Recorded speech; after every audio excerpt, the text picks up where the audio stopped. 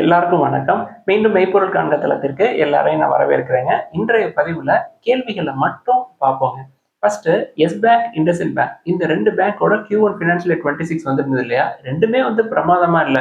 ஆனா S பேங்க downgrade பண்ணியிருந்தீங்க. IndusInd பேங்க defend பண்ணியிருந்தீங்களே அப்படின்னு சொல்லி ஒரு நண்பர் எழுதியிருக்கிறாருங்க. எஸ் பேங்க பொறுத்தவரைக்கும் பிரைஸ் டு புக் 1.5க்கு பக்கமா இருக்குங்க. பட் இண்டஸ்இண்ட் பேங்க்ல சினாரியோ டிஃபரெண்ட். க்ளோஸ் டு 1.1 கிட்ட தான் இருக்கு. Q1 ஃபினான்ஷியல் இயர் 26 பொறுத்து கீழே வர்றதுக்கும் வாய்ப்பு இருக்கு அப்படின்னு சொல்லியிருந்தோம். அதாவது புக் வேல்யூக்கு கீழே மறுபடியும் போனா நம்ம கன்சிடர் பண்றதுக்கு நல்ல ஆப்பர்ச்சுனிட்டியா இருக்கும் அப்படின்னு சொல்லியிருந்தோம். தென் எஸ் பேங்க்ல நடந்த ஃப்ராட், தென் இண்டஸ்இண்ட்ல நடந்த விஷயம் ரெண்டுமே டிஃப்ரெண்ட், கம்ப்ளீட்லி டிஃப்ரெண்ட்ங்க. இண்டஸ்இண்ட் பேங்கோட ப்ரொமோட்டர் ரொம்ப ஸ்ட்ராங்கான ப்ரொமோட்டர். அதனாலதான் இண்டஸ்இண்ட் பேங்கை நான் தொடர்ந்து கன்சிடர் பண்ணிட்டு இருக்கேன். எஸ் பேங்கை சூமிட்டோமோ வாங்குறாங்க, நல்ல விஷயம் தான். பட் ரொம்ப நீண்ட நாட்கள் ஆகுங்க. அவங்களுக்கு அட்லீஸ்ட் ஒரு 2 பிசினஸ் சைக்கிளாவது ஆகும் பிசினஸை டர்ன் அரவுண்ட் பண்றதுக்கு எஸ் பேங்கை பொறுத்த வரைக்கும். அடுத்த கேள்வி என்ன கேட்டிருக்காங்க அப்படின்னா, டாடா மோட்டார்ஸ், மஹேந்திரா அண்ட் மஹேந்திரா இதை பத்தி நிறைய பேசுறோமே சார், ஹூண்டாய் மோட்டார்ஸை பத்தி நிறைய பேசுறது இல்லையே அப்படின்னு சொல்லி கேட்டிருக்காங்க. டு பி ஃப்ராங்க், நான் மஹேந்திரா அண்ட் மஹேந்திரா பத்தி நிறைய பேசுறது இல்லைங்க. நேற்று கம்பேரிசன்ல 2 பேரும் எவ்வளவு டிஃபரன்ஸ்ல இருக்காங்க அப்படின்றதுக்காக அதை டிஸ்கஸ் பண்ணோம். ஹூண்டாய் மோட்டார்ஸும் ரொம்ப காஸ்ட்லி தான், 29 டைம்ஸ் ஏர்னிங்ஸ், அவ்வளோ நம்ம கொடுக்க முடியாது. அதே மாதிரி மஹேந்திரா அண்ட் மஹேந்திராவும் 31 டைம்ஸ் ஏர்னிங்ஸ்ங்க. அதனால அதை ரெண்டையும் நம்ம பெரும்பாலும் வாட்ச் பண்றதே இல்லை. டாடா மோட்டார்ஸை பொறுத்த வரைக்கும் நிறைய அட்வான்டேஜ் இருக்குங்க. 10 டைம்ஸ் ஏர்னிங்ஸ் அப்படின்றது ஒரு பக்கம், அது போக நிறைய அட்வான்டேஜ் இருக்கு. பின்னாடி அதை பத்தி டிஸ்கஸ் பண்ணுவோம். ஃபியூச்சர்ல டாடா மோட்டார்ஸும் 30 டைம்ஸ் ஏர்னிங்ஸ் வந்துருச்சுன்னு வச்சுக்கோங்களேன், அதை நம்ம பெரும்பாலும் டிஸ்கஸ் பண்ணாம விட்டுருவோம். வேற ஏதாவது நல்ல ஸ்டாக்கை தான் தேடி போவோம், வாங்கினதை அப்படியே வச்சுக்குவோம். அடுத்த ஒரு நண்பர் பேங்கிங் செக்டர் பத்தி எழுதியிருக்கிறாங்க. பேங்க்ல பொறுத்த வரைக்கும் டெபாசிட்ஸ் பயங்கரமா குறையுது சார் அப்படின்னு சொல்லி எழுதியிருக்காங்க. நம்ம Q1 ஃபினான்ஷியல் 26 அப்டேட்ஸ்ல நிறைய பேங்க்ல டெபாசிட் கூட தாங்க செஞ்சிருக்கு. என்ன காரணம் அப்படின்றத அவரே சொல்லியிருக்காரு. பேங்க் எம்ப்ளாயிஸ்க்கெல்லாம் நிறைய டார்கெட் கொடுக்குறாங்க, அவங்களே டெபாசிட்ஸ் போடுறதுக்கான வாய்ப்புகள்லாம் நிறைய இருக்கு அப்படின்னு சொல்றாங்க. எந்த செக்டார்ல தாங்க டார்கெட் இல்லாம இருக்கு? பிரைவேட் பஸ் எடுத்துக்கங்க, டிரைவர் கண்டக்டர்ஸ் கூட டார்கெட் இருக்கு. கவர்மெண்ட் பஸ் டிரைவர்ஸ் எடுத்துக்கங்க, கண்டக்டர்ஸ் எடுத்துக்கங்க, டீசலுக்கு கனெக்ட் பண்ணி ஓட்ட சொல்லி அவங்களுக்கும் ஒரு டார்கெட் இருக்கு. இப்ப நான் ப்ரொஃபஸரா இருந்தேன் இல்லையா போன வருஷம் வரைக்கும், அங்க எனக்கும் டார்கெட் இருந்ததுங்க. பாஸ் பர்சன்டேஜ் 90% காட்டணும். 90% காட்டல அப்படின்னா அதுக்கான விளக்கத்தை நான் கொடுக்கணுங்க. அது மாதிரி டார்கெட்ஸ் அப்படின்றது அக்ராஸ் செக்டர்ஸ் எல்லா இடத்துலயுமே இருக்குங்க. பிரைவேட் செக்டருக்கும் இருக்கு, கவர்மெண்ட் செக்டருக்கும் டார்கெட்ஸ் இருக்கு. என்ன ஒரே ஒரு டிஃபரன்ஸ் அப்படின்னா இந்த இன்டென்சிட்டி ஆஃப் டார்கெட் அப்படின்றதாங்க முக்கியம். எம்ப்ளாயிஸை போட்டு ப்ரெஷர் பண்ணி பண்ற வேலைகள் நிறைய நானே பார்த்திருக்கேன் பிரைவேட் செக்டரை பொறுத்த வரைக்கும். ரொம்ப முக்கியமா இன்வெஸ்ட்மெண்ட்டை பொறுத்த வரைக்கும் ஏஎம்சி ஸ்டாக்ஸை நான் கன்சிடர் பண்ணதுக்கு காரணமே அதுதாங்க. இப்ப சமீபத்தில் வெள்ளிக்கிழமை நிறைய ஏஎம்சி ஸ்டாக்ஸ் பயங்கரமா அடி வாங்கியிருந்தது. ஒரு ஸ்கேம் கூட வந்திருந்ததுங்க. நியூஸ் எல்லாத்தையுமே பார்த்துருப்பீங்க நீங்க. ஏஎம்சிஸை பொறுத்த வரைக்கும் அதுலயும் நிறைய டார்கெட்ஸ் கொடுக்குறாங்க, இன்வெஸ்ட் பண்ண சொல்லி சொல்றாங்க. மார்க்கெட் பீக்ல இருக்கோ, லோயர் லெவல்ல இருக்கோ, மியூச்சுவல் ஃபண்ட் போடுங்க, என்எஃப்ஓ போடுங்க அப்படின்னு சொல்லி நிறைய ஆட்லாம் வருது. இன்வெஸ்ட்மெண்ட்ஸை பொறுத்த வரைக்கும் நிறைய பேர் அதுல நல்ல கிளாரிட்டி இல்லாம ரிலேஷன்ஷிப் மேனேஜர்ஸை நம்பி பணத்தை கொடுக்குற ஆட்கள் நிறைய பேர் இருக்கிறாங்க. ஸோ ப்ரைவேட் செக்டரை பொறுத்த வரைக்கும் இந்த டார்கெட்ஸ் அப்படின்றது எம்ப்ளாயிஸ்க்கு ஒரு அழுத்தத்தை உண்டு பண்ணும். அதுக்கு ஏற்ற மாதிரி போனஸ் அது இதுன்ட்டு அவங்களுக்கு கிடைக்கும். அதெல்லாம் ஒரு பக்கங்க. இந்த காம்படிஷன் அப்படின்றத உருவாக்கும். Private sector bank, public sector பேங்க்னு எடுத்துக்கிட்டீங்கன்னா, பிரைவேட் செக்டர் பேங்க் அடிச்சு பிடிச்சி டெபாசிட், லோன் அப்படின்னு ஏதோ ஒரு growth காட்டிடுவாங்க. பப்ளிக் செக்டர் பேங்க் கொஞ்சம் பின்னாடி தான் வருவாங்க. அடுத்து யூலிப் குட்டா பேடா அப்படின்னு சொல்லி கேட்கறாங்க. அது குட்டோ பேடோ அக்லியோ, நம்மளுக்கு அது என்ன விஷயம் அப்படின்றத புரிஞ்சுக்கணுங்க. யூனிட் லிங்க்டு இன்சூரன்ஸ் பிளான் அப்படின்னு சொல்றாங்க. அதாவது இன்வெஸ்ட்மெண்ட்டையும் இன்சூரன்ஸையும் லிங்க் பண்றோம் அப்படின்னு சொல்றாங்க. நான் என்னுடைய வியூவை சொல்லிடுறேன். இன்சூரன்ஸை தனியா பிரிச்சிருங்க, இன்வெஸ்ட்மெண்ட்ஸை தனியா பிரிச்சிருங்க. இன்சூரன்ஸை பொறுத்த வரைக்கும் 2 விஷயம் ரொம்ப முக்கியம். ஒன்று ஹெல்த் இன்சூரன்ஸ், இன்னொன்று டேர்ம் இன்சூரன்ஸ். இன்வெஸ்ட்மெண்ட்ஸை பொறுத்த வரைக்கும் equity, mutual fund, gold, bond அப்படின்னு சொல்லி போயிருங்க. ரெண்டையும் போட்டு ஒன்று சேர்க்காதீங்க அப்படின்றது என்னுடைய கருத்து. இன்சூரன்ஸை பொறுத்த வரைக்கும் நம்மளுக்கு அதுல பெரிய ரிட்டர்ன்ஸ் எல்லாம் எதிர்பார்க்க முடியாதுங்க.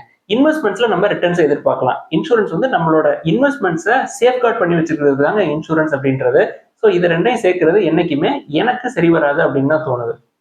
அடுத்து டிஃபென்ஸ் ஸ்டாக்ஸ், தென் ரீசைக்ளிங் இண்டஸ்ட்ரீஸ் ஓரியன்டட் ஸ்டாக்ஸ் எல்லாம் பத்தி பேசுங்க சார் அப்படின்னு சொல்லியிருக்காங்க.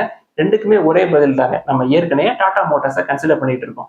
டிஃபென்ஸ் அப்படின்னு எடுத்துக்கிட்டீங்கன்னா டாடா மோட்டார்ஸ்குள்ள டாடா டெக்னாலஜிஸ் இருக்கு. டாடா டெக்னாலஜிஸ்ல 52% ஸ்டேக்கு யார்கிட்ட தான் இருக்கு? டாடா மோட்டார்ஸ்க்கு தான் இருக்கு.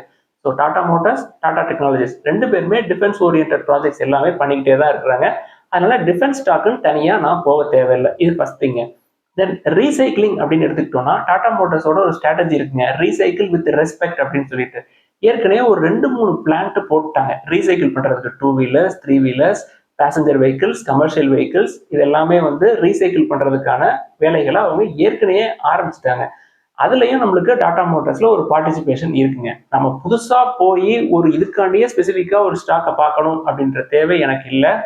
அதே மாதிரி டாடா ஸ்டீல் எடுத்துக்கிட்டோம் அப்படின்னாலும் அவங்க ரீசைக்கிளிங் பத்தி பேச ஆரம்பிச்சிட்டாங்க. 2050 எடுத்துக்கிட்டோம் அப்படின்னா இந்த மைனிங்கை ஓவர்டேக் பண்ணி இந்த ரீசைக்கிளிங் இண்டஸ்ட்ரி வந்து முன்னாடி வந்துடும் அப்படின்னு சொல்லியிருக்காரு டாடா ஸ்டீலோடைய சீஃப். அவங்க யூகேல போடுற பிளான்ட் வந்து ஸ்கிராப்ல இருந்து ஸ்டீல் எடுக்கிற ஒரு ப்ராஜெக்டா தாங்க இருக்கும். போர்ட் அல்பர்ட் பிளான்ட்னு சொல்லியிருந்தோம் இல்லையா, 2027க்கு மேல அந்த பிளான்ட் வந்து கமிஷன் பண்ணிடுவாங்க. ஸோ இந்த ரெண்டு ஸ்டாக்கும் நம்மளுக்கு இந்த ரீசைக்கிளிங் ஆஸ்பெக்ட்ல நல்ல வேல்யூவா இருக்கும் அப்படின்றது என்னுடைய கருத்து. டாடா மோட்டார்ஸ் கன்சிடர் பண்ற லெவல்ல தான் இருக்கு, பட் டாடா ஸ்டீல் கொஞ்சம் வெயிட் பண்ணணும். அடுத்து ஒரு நண்பர் வந்து நேற்று ஏன் சார் வீடியோ போஸ்ட் பண்றதுக்கு டிலே ஆயிடுச்சு அப்படின்ற மாதிரி கேட்டிருக்காருங்க. நெருக்கமான ஒருத்தவங்களுக்கு வந்து உடம்பு சரியில்லை, அதனால மருத்துவமனை போயிட்டு வர்றதுக்கு லேட் ஆயிடுச்சு. அதனால ப்ராசஸ் எல்லாமே டிலே ஆயிடுச்சு. இந்த மாசத்துலேயே ஒரு 2-3 நாள் வெளியூர் பிரயாணங்கள்லாம் இருக்குங்க. அன்னைக்கு பதிவுகள் போட முடியாத ஒரு நிலை போயிடலாம். ஸோ மார்க்கெட் எங்கேயுமே போகாது. அடுத்தடுத்த நாள் நம்ம பதிவுகளை போடுவோம் எல்லாத்தையுமே சேர்த்து. அடுத்து ஹெச்ஜிஎஸ் இப்பயுமே கன்சிடர் பண்ற லெவல்ல தான் இருக்கா அப்படின்னு சொல்லி கேட்டிருக்காங்க. புக் வேல்யூக்கு கீழே தாங்க இருக்கு. ஸ்மால் கேப் ஐடி லாங் டேர்முக்கு நல்ல வேல்யூ அன்லாக்கிங் இருக்கும் அப்படின்னு நம்புறேன். நல்ல ப்ரொமோட்டர்ஸும் கூட. பட் ப்ரொமோட்டர்ஸ் கொஞ்சம் ஷேர்ஸை பிளஸ் பண்ணி வச்சிருப்பாங்க. ஹிந்துஜா குரூப் தான், அதனால நான் நம்பி அதில் இன்வெஸ்ட் பண்ணிக்கிட்டே தான் இருக்கேன். அடுத்து ஐடிசி பத்தி கேட்குறாங்க. பி வந்து ஒரு சில இடத்துல 24 காட்டுதே, ஒரு சில இடத்துல 14 காட்டுதே அப்படின்னு சொல்லி கேட்குறாங்க. ஐடிசியை பொறுத்த வரைக்கும் ஒரு குவார்ட்டருக்கு ஒரு 5,000 crore ப்ராஃபிட் பண்ணுவாங்க. இந்த Q4 ஃபினான்ஷியல் 25 பொறுத்த வரைக்கும் அவங்களுக்கு வந்து ஒரு 19,000 crore பக்கமா ப்ராஃபிட் காட்டியிருந்தாங்க. என்ன காரணம் அப்படின்னா இந்த ஐடிசி ஹோட்டல்ல டிமர்ஜ் பண்ணதுல அவங்களுக்கு ஒரு ஒன் டைம் கெயின் கிடைச்சது, ஒரு 14,500 crore. அதனால பிஇ நம்மளுக்கு கம்மியா இருக்கிற மாதிரி தெரியுதுங்க. ஸோ நம்ம வந்து ஐடிசியோடைய வேல்யூவேஷன்ஸ் பார்க்குறப்ப இந்த ஐடிசி ஹோட்டல்ஸ்லேருந்து வந்த கெயினை கொஞ்சம் எடுத்துட்டு பார்த்தோம் அப்படின்னா பிஇ 24 பக்கமாக இருக்குங்க. நம்ம 24 அப்படின்னு நினச்சிக்கிட்டு ஐடிசியை தொடர்ந்து கன்சிடர் பண்ணுவோம். அடுத்து யூஎஸ் ஸ்டாக்ல எப்படி சார் இன்வெஸ்ட் பண்றது அப்படின்னு சொல்லி கேட்குறாங்க. அப்புறம் நீங்க இன்வெஸ்ட் பண்ண ஆரம்பிச்சிட்டீங்களா அப்படின்னு சொல்லி கேட்குறாங்க. ஃபர்ஸ்ட் நான் இன்னும் இன்வெஸ்ட் பண்ண ஆரம்பிக்கலைங்க. அடுத்தது ஐசிஐசிஐ டைரக்ட்ல ஐபிகேஆர் கூட அவங்க டைப் போட்டிருக்கிற மாதிரி தெரியுதுங்க. ஸோ நான் இன்வெஸ்ட் பண்ணேன் அப்படின்னா ஐசிஐசிஐ டைரக்ட்ல இருந்து ஐபிகேஆர் மூலமா யூஎஸ் ஸ்டாக் வாங்கலாம் அப்படின்னு சொல்லி திட்டம் வச்சிருக்கிறேன். நீங்க தனியா ஐபிகேஆர்ல அக்கௌண்ட் ஓபன் பண்ணிக்கிட்டாலும் சரிதான். யூஎஸ் மார்க்கெட்டை பொறுத்த வரைக்கும் யூஎஸ் இண்டெக்ஸ் எல்லாமே வந்து ஆல் டைம் ஹை கிட்ட இருக்கு.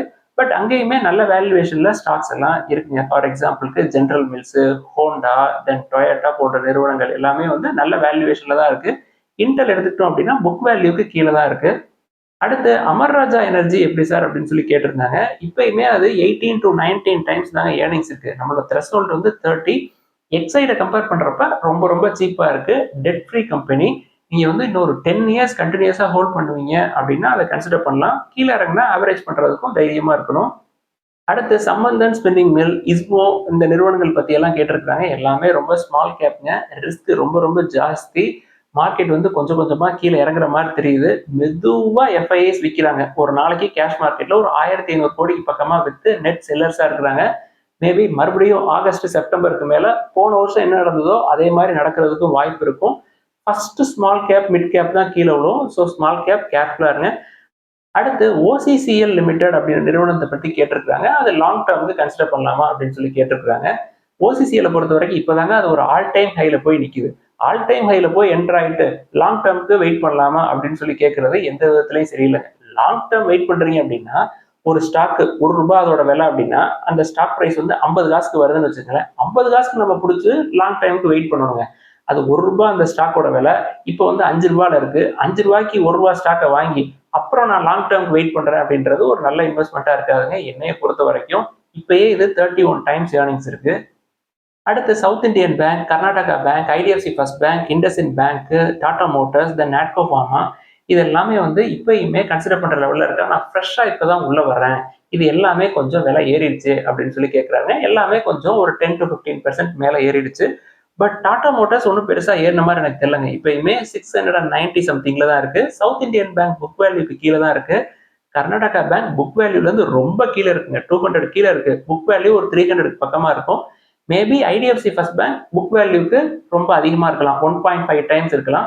இண்டஸ்இண்ட் பேங்க்கும் புக் வேல்யூலே கன்சிடர் பண்றதுக்கு வாய்ப்புகள் இருக்குங்க. ஐடிஎஃப்சி ஃபர்ஸ்ட் பேங்கை நம்ம வேணா மிஸ் பண்ணிட்டோம் அப்படின்னு சொல்லலாம். நாட்கோவும் நல்ல வேல்யூவேஷன்ல தான் இருக்கு. பட் ரீசெண்ட் டைம்ஸ்ல ஒரு 10% ஏறிடுச்சு. கொஞ்சம் இறங்குறப்ப கன்சிடர் பண்ணிக்கலாங்க. அடுத்து யுனைடெட் ஸ்பிரைட்ஸ் லிமிடெட் அப்படின்ற நிறுவனத்தை பத்தி கேட்கறாங்க. சூப்பரான கம்பெனிங்க, கடன் கிடையாது. ஆனா நம்ம பஸ்ஸை மிஸ் பண்ணிட்டோம் அப்படின்றத புரிஞ்சுக்கணும். 63 டைம்ஸ் ஏர்னிங்ஸ்.